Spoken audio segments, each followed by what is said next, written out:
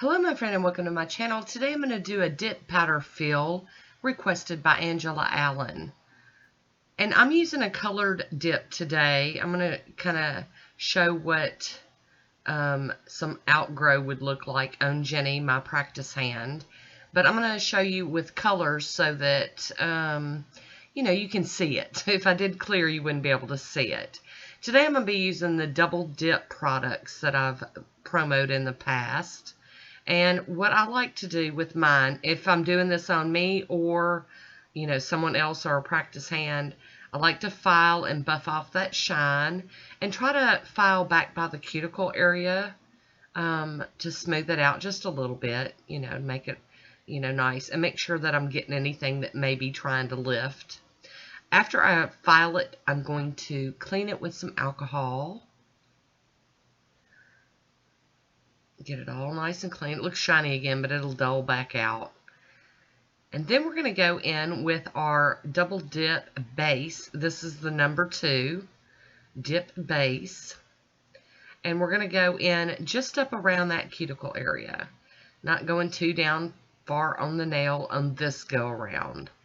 And this is how I would do it if I was using this as a just to strengthen my own nails, like a base that I left on and polished over, or if I was just redoing a dip manicure. So I've got to get my hands figured out here. I'm going to dip down in there after applying a thin coat of the base, and I'm going to tap off the excess, just like I would if I was doing a regular dip mani. And it's looking rough right now, but I'm going to dust it off with my little brushy brush, and I'm wiping it down with alcohol again. There was a little bit of time that I let it dry, and now I'm going to add more of the dip base, and I'm sorry I'm out of frame so bad. But now I'm going to cover the whole nail with it. I didn't add any activator yet or anything. I just, wanted to get that extra dip base off after it kind of cured. And now we're going to dip again. Come on, Jenny. There we go. Jenny is my practice hand, by the way. And I'm going to, after dipping, I'm going to tap off the excess again. I'm going to let it sit for a few seconds, maybe a minute. And then I'm dusting off the excess powder. And now I'm going to go in with the activator. This is step number 3.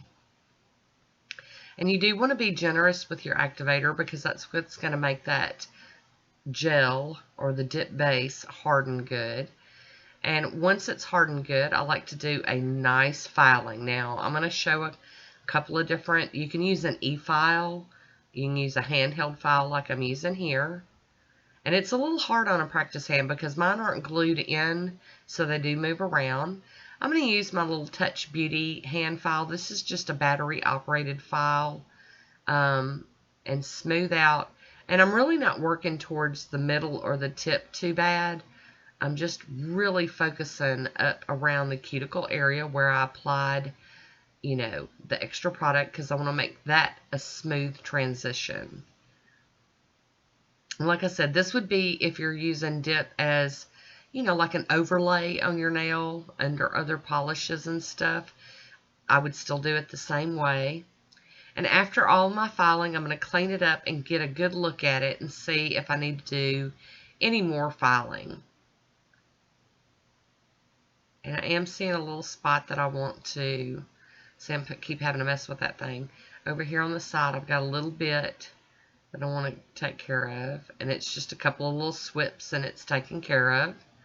And clean it off with some alcohol and keep checking it out, seeing what I think. Now, I'm going to go in with the top coat, the dip top from Double Dip. This is number 4. Now, mine's getting a little gloopy, and it's not the product, it's the brush. They definitely need some attention sometimes. So I'm going to take a break from this application, and I'm going to run my brush through the Double Dip brush cleaner. You just put it in the bottle and shake it around, shake it up real good. If it's really bad, you might need to let it soak for a little bit, but mine wasn't really bad. I'm going to remove it from the jar and wipe it off on my paper towel. and then we're ready to go again. So let me put this brush cleaner up before I knock it over.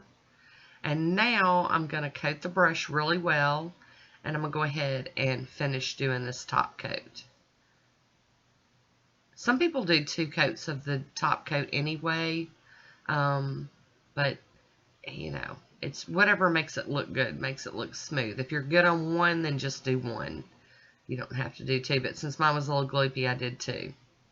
Trying to smooth it out. Now I'm checking it out really, really well, and I'm not seeing a lump back there by the cuticle or anything, so I'm calling this good. So I hope you enjoyed this one. I want to thank you for watching. Until next time, be good to yourself.